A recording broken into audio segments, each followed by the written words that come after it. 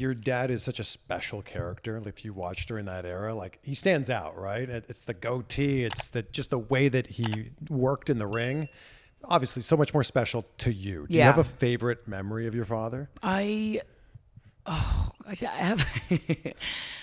I would love it when my dad would come home after being on the road, and my dad, when he was gone, like I really stopped now as an adult and doing this, like knowing what my dad went through on the road with all the travel and the airports and hotels and rental cars and arenas and just the work that he was doing.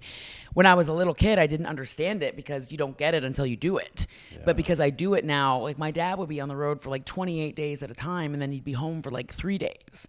And when we would pick my dad up at the airport, when he'd be coming home from a long trip, he would, like the time that he was home, he would just, even though he was exhausted, he would dedicate that time to us.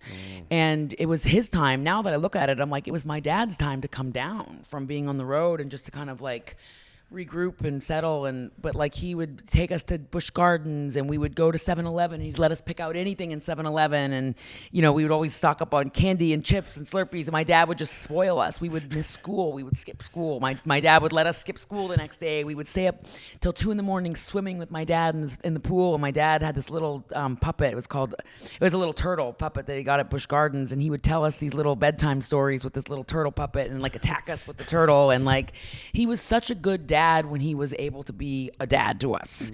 But he was just gone so much that in a lot of ways, I felt like I was just raised by my mom. But the memories that I do have with him when we were kids, like he tried his hardest to be present in a very short amount of time. When you're born into that family and that legacy, a lot of the boys, they're going off and they're wrestling fans and they're going to be wrestlers. You're the first girl to do it. Right.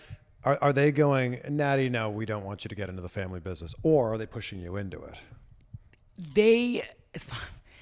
My dad did not want me a part of wrestling at all. He was very against it, because my dad at the time, there was only a few women in it.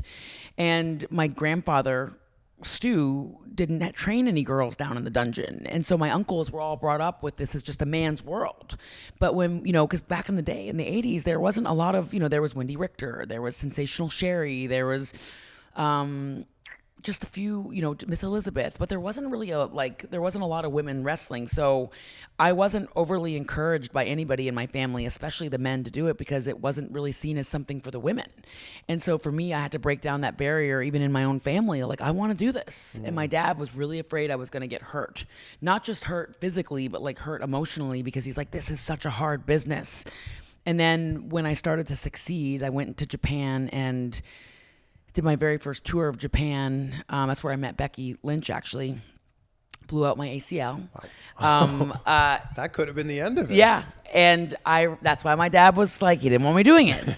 But once I really started to prove myself to my dad, he was like my biggest cheerleader.